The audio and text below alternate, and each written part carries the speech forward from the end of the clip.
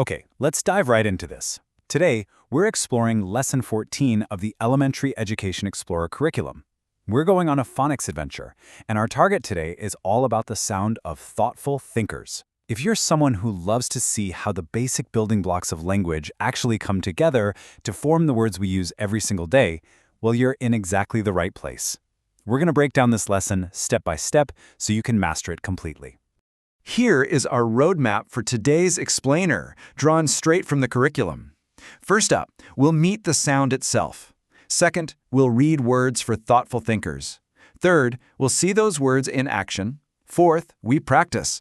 And finally, we'll wrap the whole thing up with a phonics sorting activity. Let's get started. All right, Section 1. Let's meet the th sound.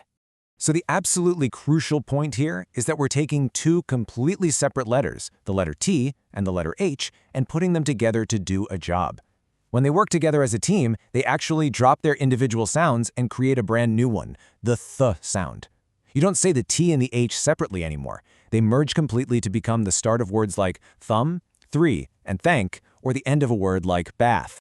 Let's actually say it out loud together. And I want you to really exaggerate the sound so you can feel the mechanics of it. Ready? The th says th, th, th. Notice how it's really just air passing through your teeth? It's a quiet, breezy, unvoiced sound.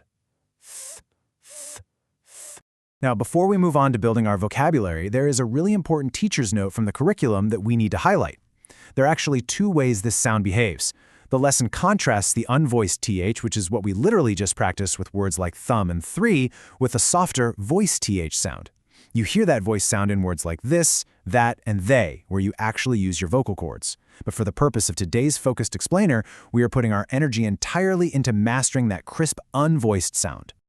Moving right along to Section 2, Words for Thoughtful Thinkers. Now, what's really interesting about this first batch of vocabulary is how the curriculum connects physical body parts to elements of nature. So we've got body words, thumb, tooth, and its plural, teeth. Then we instantly shift to nature and physical feelings, a sharp thorn on a rose, the loud crash of thunder in the sky, and the feeling of being thirsty. Notice how that breezy, unvoiced th sound anchors every single one of these concepts. Let's expand on that vocabulary a bit further. Here, we shift our focus over to concepts of measurement and time. We've got numbers like 3 and 1,000. We have a tool for measuring temperature, a thermometer, and we have markers of time, right? The day of the week, Thursday, and a yearly celebration, a birthday. Grouping the words this way really helps us see just how frequently this specific sound pops up when we're trying to quantify or schedule our lives.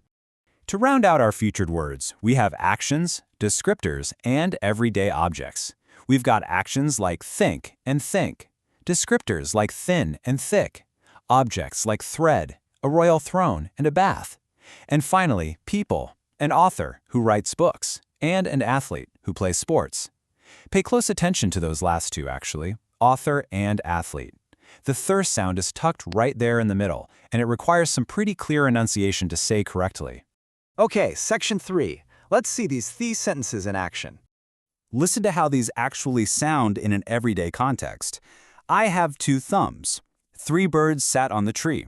Thank you for your help. You see, putting them in full sentences takes all the abstraction away. It's not just a rigid phonics rule anymore, it's literally how we express gratitude, how we count birds on a branch, and how we describe our own hands. The curriculum also builds this great little mini-narrative here around caution and careful description. We should think before we speak. The rope is thick and strong. The rose has a sharp thorn. These sentences show us just how dynamic the th sound is when we need to issue a warning or describe the physical properties of the world around us. And let's bring it home with these final 4 sentences. Brush your teeth every morning. My birthday is next month. The thunder was loud during the storm. And consider that final sentence. Thoughtful thinkers show kindness every day. I absolutely love how the curriculum uses this foundational phonics lesson to deliver such an empowering, positive message. It reinforces not just reading skills, but character. Let's move to and see how this all builds into Section 4, Practice Makes Perfect. The Elementary Education Explorer lays out a super clear, structured 3-step procedure for students to practice. Step 1 is to simply read a selection of target words out loud. Thumb, three, thank, think, teeth. Step 2 is a multiple-choice challenge to identify the correct th word. And Step 3 is a fill-in-the-blank exercise. Let's actually walk through these steps together right now. So for Step 2, you gotta find the target sound.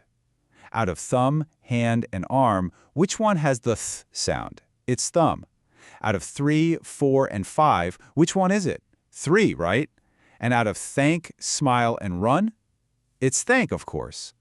The contrast here really forces the brain to actively search for that specific TH combination among related but phonetically totally different concepts. Now for Step 3, mentally slide the T and H right into place to complete these words. They become thumb, 3, thank, think, and teeth.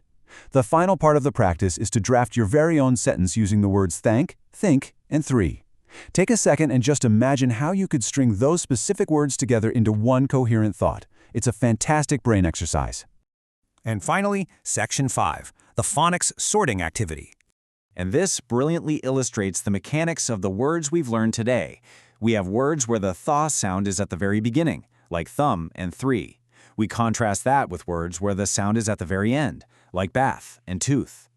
Sorting information visually like this is honestly one of the most effective ways to cement a structural rule into your memory. It trains your eye to look for the pattern, whether it opens the word or brings it to a close. We're going to close out the formal lesson with the official branding motto from the source material, written by Najianqi Tin Wufor for the Elementary Education Explorer. It serves as this great rallying cry for the whole curriculum. Thoughtful thinkers read with confidence. And truly, breaking down language structurally exactly like we did today is how that reading confidence is built. Which brings us to the end of our explainer.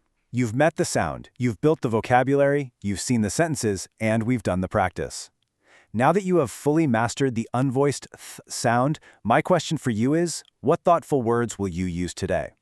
Keep an ear out for that breezy sound in your daily conversations, and I will see you in the next explainer.